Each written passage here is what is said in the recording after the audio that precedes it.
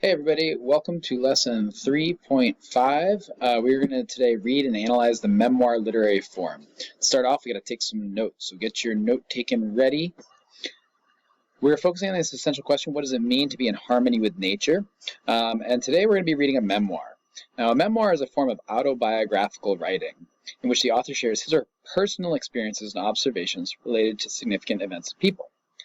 Now, that means that it's about them, right? It's a true story. Memoirs are often written in the first person. Authors of memoirs often do the following.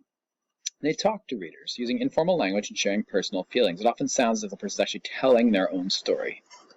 They recall actual events and emphasize their reactions to those events. Then they show how the experiences affected their attitudes and their lives. At the end of the day, a memoir is just a story of a person's life. A little bit more about memoir, some genre elements that you'll notice. It always focuses on past events that are meaningful to the author. It reveals the author's thoughts and feelings about past events.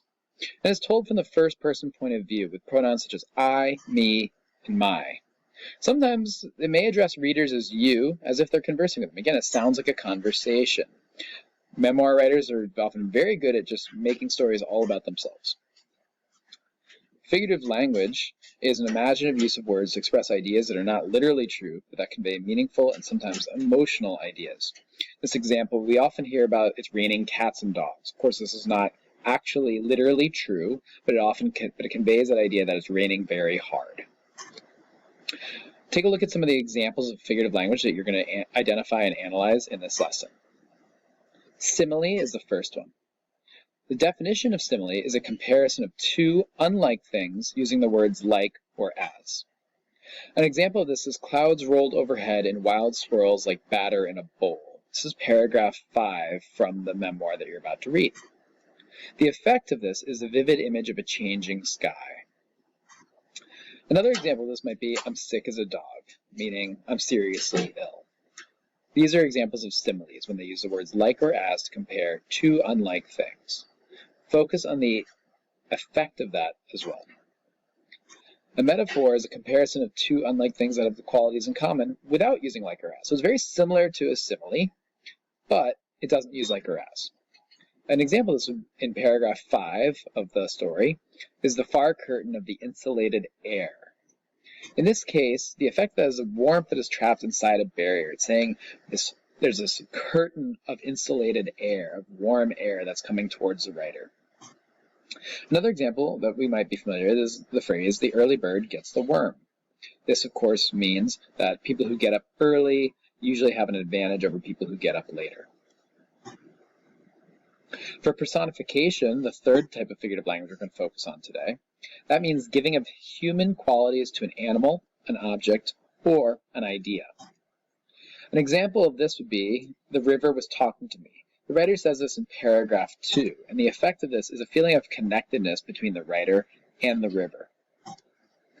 Some other examples you might hear is that the sun happily greeted everyone, good morning. This is a way to show a positive feeling, personification. Of course, it feels like the morning is bright and sunny and the writer is happy. On the other hand, they might describe that the sky turned dreary as the glum clouds enveloped it. This is giving those human traits to the sky, saying that the clouds are unhappy, and it creates a negative feeling. You got to read closely to look for figurative language. Sometimes you go right over it without even noticing it. So read closely. Analyzing figurative language can help you understand the author's experiences and the feelings. The use of language can convey a mood or feeling, the author's voice and personality, and the tone or the attitude that the author has about the events described in the memoir. As you read, look for examples of figurative language in Mississippi solo. Then, think about the effects of that figurative language. How does it help you as a reader understand the text on another level? Today you're going to read Mississippi Solo. It's a memoir by Eddie Harris. Eddie Harris is a writer, he's an adventurer, and he's a seeker who spent his early years in New York City before he moved to St. Louis, which is right on the Mississippi River. When he wrote this book, which you're going to read just an excerpt of, he talks about a canoe trip that he took down the entire length of the Mississippi River in the 1980s. This was kind of a dangerous trip, and he wasn't totally prepared for it because he was from the city. He's also written about other journeys in other southern regions and in Africa. Now again, this is a true story that he took on a canoe down the Mississippi River. The Mississippi River is the second longest river in North America. It flows 2,350 miles from its source at Lake Itasca all the way in the north in Minnesota, which is way up here. And it goes all the way down through the continent of the United States until it reaches the Gulf of Mexico down here in Louisiana.